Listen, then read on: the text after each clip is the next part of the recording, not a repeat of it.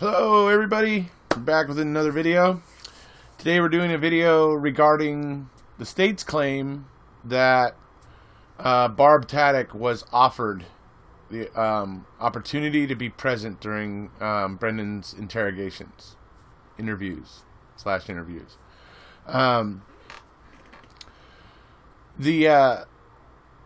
They claim that they gave her the opportunity to be there, that they offered her the opportunity to be there, but that's not exactly true. And we're going to see here as we move through this video, you're going to see pretty much how little truth there is to that.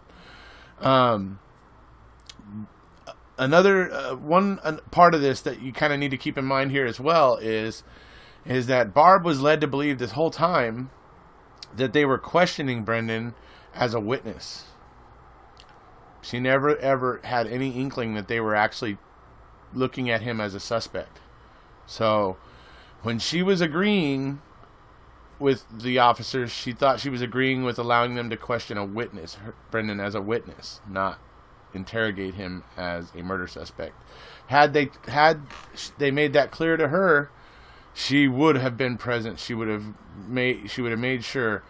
But so long as they were leading her to believe that he was only being questioned as a witness, she was being compliant and trying to be helpful.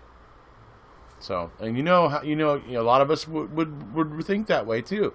We would be worried about this poor girl that got murdered possibly or is missing, and we would want to be helpful. And I'm sure she didn't believe Brendan did it. So she probably just believed that they were questioning him as a witness or possible witness. So that doesn't seem too far out. So what we're going to be looking at here, the documents I'm going to be showing you, is from Brendan's 2010 appeal in the Court of Appeals. It's from the court testimony. And it's basically Laura Nyrider questioning Barb about those days, basically the February 27th through March 1st.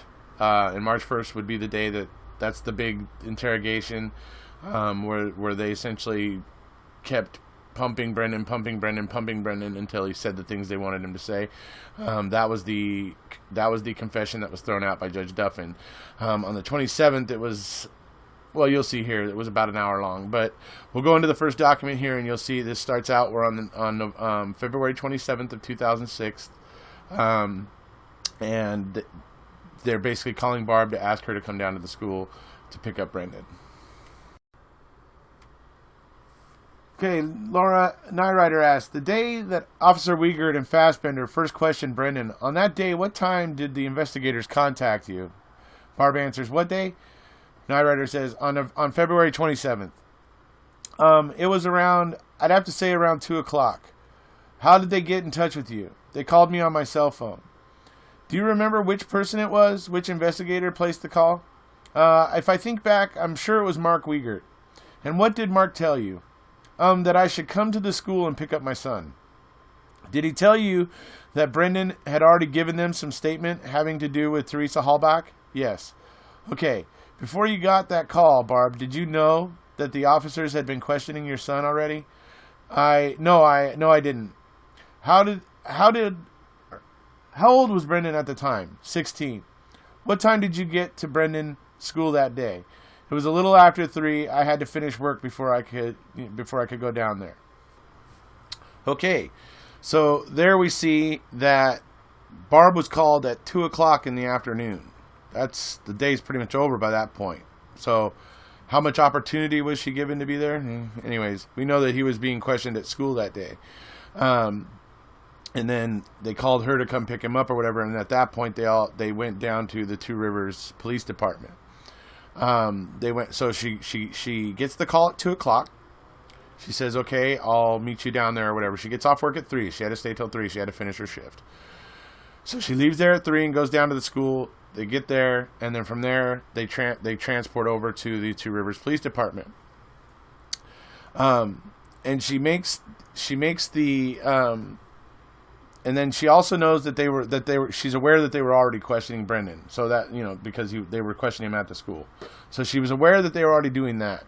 So the thing is that she was not given much of a chance to be there.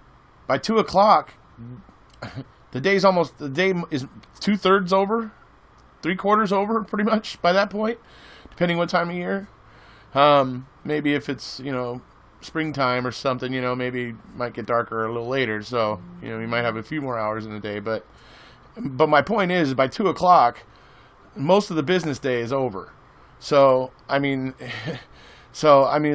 just honestly don't see where she was given much opportunity to be there, as they state that they gave her the opportunity. Yeah. So that's basically what how I feel about that first segment. We're going to go ahead and move into the second segment here, where Laura and I Ryder questions Barb further about that day and gets a little bit more of the information.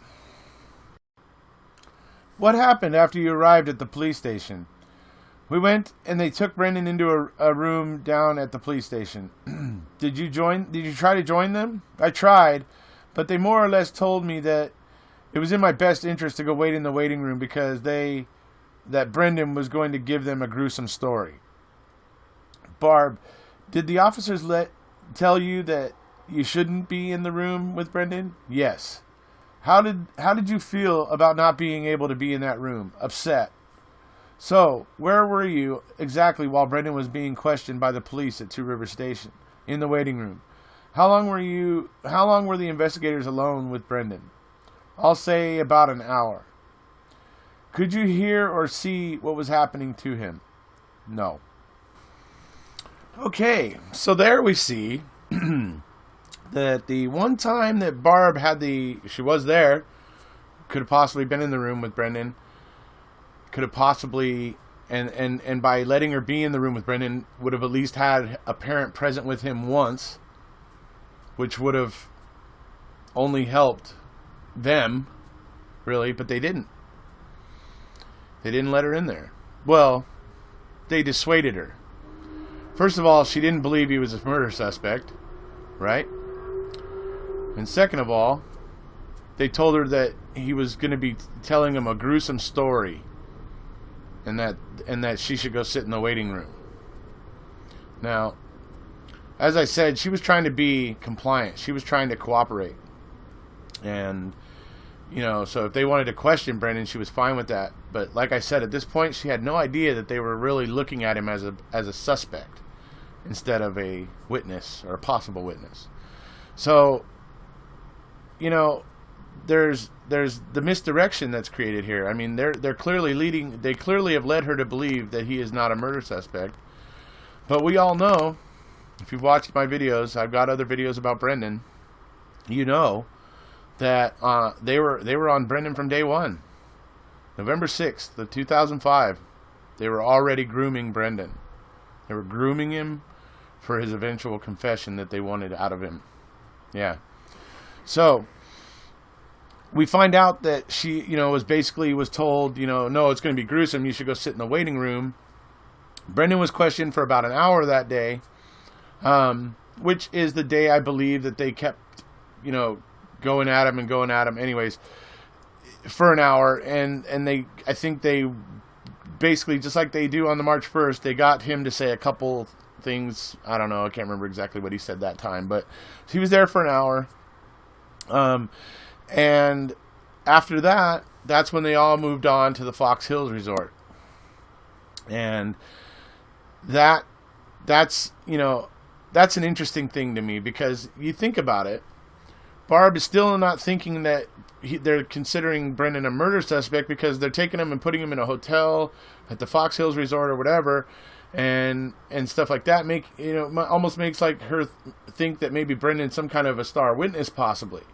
That they're trying to make him happy because they need him to, whatever. She doesn't know what Brendan has told them. She has no idea, or what's been said. So she's just going on what she's, basically been led to believe, that he's just a witness. So she's thinking that he's like being treated well. They're putting him at this Fox Hills Resort and stuff. Misleading to me, in my opinion. It's misleading, I think, because it led her to believe that they were buddy with Brendan, and they were trying to cultivate a relationship with him, and and it all looked like they were being, very, as Brad Schimmel himself puts it in the brief, very grandfatherly towards Brendan. So I don't see where she had any hint of what they were up to at this point. And anyways, so we'll go on now. We're going to go into the next segment here. And this is the segment where Laura Nyrider is asking Barb about what went down on March 1st. Now, this is very interesting. So check this out. Remember, Brad Schimmel and the state claims that they gave Barb every opportunity to be present at these interrogations / interviews. So anyways, here it is. Okay, moving on to March 1st, 2006, which is the day that Brendan told the police that he had been involved in Teresa's death.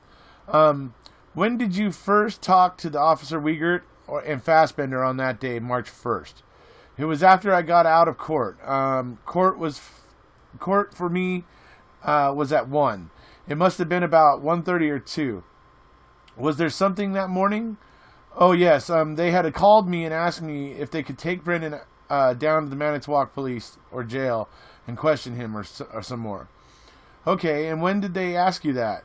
What did they say? Or what did you say? I had told them, yeah, as long as they bring him back to the high school. Okay, did they invite you to join them and Brendan at the sheriff's office? No. Barb, did you have any idea that the police were going to accuse your son of murder? No. Would you have responded differently to their request to question Brendan if you had known that they were going to accuse him of murder? Yes, I would have told them that I wanted to be there. Just to do a little more cleanup. From March 1st, Barb, was there any reason why you couldn't have been there on March 1st? Because I was at a court date for my divorce. Laura Nyrider says, all right. Okay, so there we find out that on March 1st, Monday, March 1st, Barb was in court. She was in court for her divorce. And she was there until like 1:30 or 2 o'clock. Once again, most of the day pretty much over by that point. So, yeah, how is that the state gave her the opportunity to be there and be present? They're claiming they did, but I mean, I'm not seeing it. I'm really not. It's just not looking that way to me. Sorry, but it doesn't. If she was in divorce court, or whatever until 1:30 or 2 o'clock, there's no way she could have been there for it. That's all. I mean, there's just no way. There's no way it could have happened. So the fact that the state can try to make that claim is just shocking. Anyway, moving on. She does say that she had given permission for them to take Brendan out of school. Okay, but she had granted the permission with the stipulation of as long as you take him back. Like maybe for 6th period, so that he could get his project turned in. Right? Clearly, there was a misunderstanding here. Okay, because even Brendan thought he was going back to school.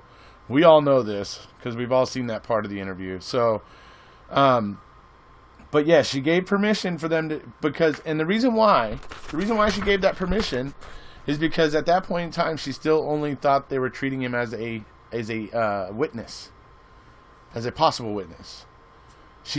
That's really what she still thought. And it's pretty clear when you look at the way that everything goes down. She really looks to me like she was just really just trying to be helpful in the investigation and didn't realize what they were doing to Brendan. Didn't realize that all of this was just basically slowly wearing him down. It was wearing him down and making him vulnerable enough to where when they started getting rough with him on March 1st and going through all those hours with him on March 1st, they were just basically softening him up. That's what it looks like. When you look at the way this went down, it looks pretty darn clear, because Barb says without a doubt that if she had known that they were considering him as a murder suspect, she would have been in the room. She would have been Mama Bear, on steroids, getting at her son. Okay? But because she thought he was just a witness, she was just being compliant and just going along with the investigation. So that's the difference here. And it's sad what they've done here. They bullied this kid. They misled Barb. Played all these games. These are not things that honest people do. Okay, this is not things that honest people do. When you know you've got somebody dead to right, then you know you don't need to pull stunts like this. When you know you've got them without any doubt, you don't need to pull stunts like this to try to create the opportunity for you to bully this poor kid right under his mother's nose. I mean, it's sad. It really is sad. Because when it comes down to it, there's no way that Barb could have been present the first day when she was at work on the 27th. There's no way she could have been present on March 1st because she was in court for part of her divorce proceedings or whatever. So she was there until 1:30 or 2 o'clock. There's no way she could have been there. So acting like they gave her an opportunity to be there, no. They knew she'd be at work. They did the interrogations on the day that she knew she'd be either at work or whatever, because they could have done them on the weekend there. They could have done them on Saturday or Sunday, right? Most likely Barb's going to be around. The point is that they had led her to believe that Brendan wasn't a murder suspect. And she believed that. But we know because we've now looked into this Brendan thing. And we know that on November 6th, the day after the RAV4 was found, we know that they were already starting to groom Brendan. They were already pulling him over, interrogating him, and accusing him. Okay? So that right there shows you that from day one, they had this idea in place. And like I said, that's where the grooming of Brendan started. The grooming of Brendan for his eventual confession. So I'm going to go ahead and leave you guys with some clips here of that interview. And you can hear just how aggressively they are going after Brendan. One day after the RAV4 is found. I cannot stress that enough. One day after the RAV4 is found. And they are all over Brendan like flies on dog duty. So, I'm going to leave you with that now. Here it comes. By the way, if you haven't already, please hit subscribe. And have a nice day. You remember that girl taking that picture? You're getting off the bus, it's a beautiful day, it's daylight, and everybody sees it. You do too. Do you remember seeing that girl standing there taking a picture?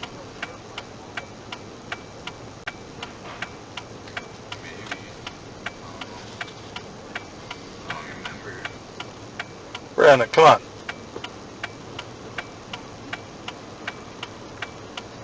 You do know, don't you?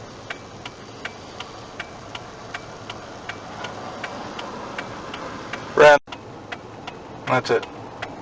Brandon, I know you're still not telling me the truth. Huh? Okay, so why'd you not tell us the truth about when you saw her leaving? I was scared. Okay, let's get beyond being scared. Let's get beyond the idea of you getting in trouble and going to jail, because it's not going to happen, okay? Tell us anything more. Did you actually see her leave, or did she stay there?